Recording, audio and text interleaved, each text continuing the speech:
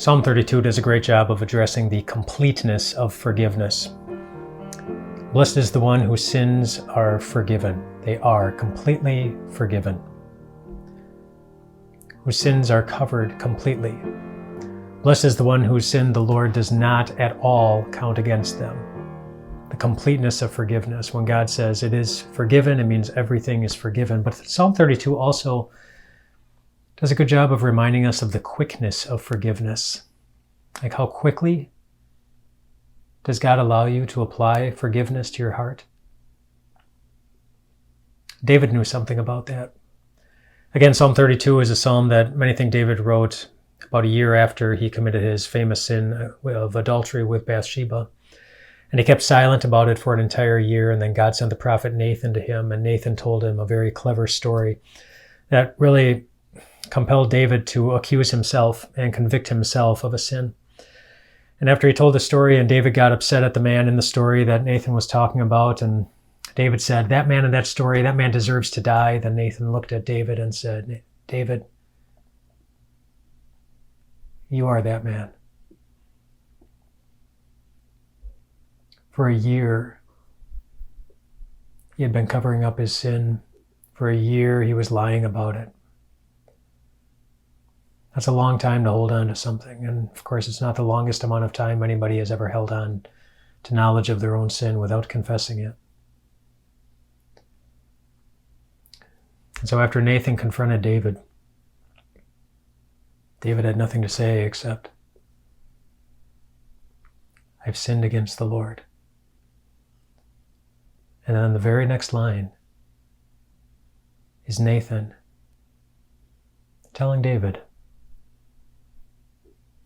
the Lord has removed your sin. You're not going to die. David confessed, and immediately Nathan applied forgiveness to him. And that's how God's forgiveness works. He doesn't make you wait for it. He doesn't say, well, okay, I can hear that you're sorry, but now I want you to prove it. I want you to act better. I want you to do right. I want you to fix whatever needs fixing. And then we'll see how all that goes. He doesn't say that. In Psalm 32, David says, well, then I acknowledged my sin. I did not cover up my sin. I said, I will confess my transgressions to the Lord. And the Lord forgave the iniquity of my sin. Just like that. And it's not the only time in the Bible something like that happened. Think of the story that Jesus told in Luke chapter 15, the story of the prodigal son, where the younger son basically told his dad, Dad, I wish you were dead because I really love your stuff more than I love you, and I want the stuff that I would inherit when you die, but you're not dead yet, so I just want your stuff.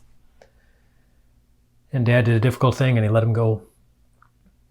And then the son learned what everybody who tries to walk away from God will eventually learn, that they were fools for doing that.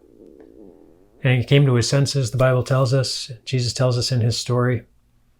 He said, I had food to spare when I was with my dad, and even the workers, the people who worked for my dad, they had food to spare. Maybe I can go back and I can beg Dad to just be one of his workers. I don't even have to be his son anymore.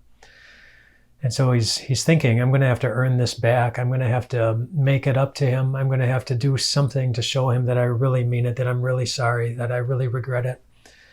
And I can just picture him rehearsing his lines on the way. It's like, okay, Dad, I'm sorry. And and then Jesus tells us that in the story when he's coming and the father saw his son on the horizon, the son who with his last words basically told him that he wished he were dead, that he didn't exist anymore.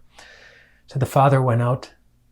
He ran out to him to go and meet him, not to condemn him, but to meet him. And the son was able to get his rehearsed speech out, make me like one of your servants and like one of your hired men, and just like that. But it was like the father wasn't paying attention to any of it because he had already decided that his son was welcome back home. Immediately. He applied the quickness of forgiveness.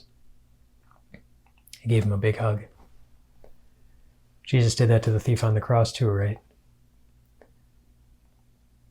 The man turned to Jesus and said, Jesus, just remember me. And with his very next breath, Jesus said, paradise for you next to me. Just like that. You can know that your sin is completely forgiven.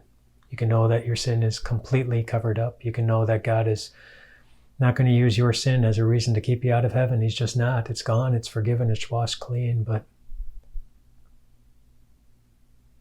you also have the God-given right to know that as soon as you confess it to Him, it's already gone from God's memory. And even though it might be hard for us to actually apply the same thing and have it be gone from our memory, you do have the God-given right to move forward from it. You're free. Immediately. You're forgiven. Rest well tonight, my friends.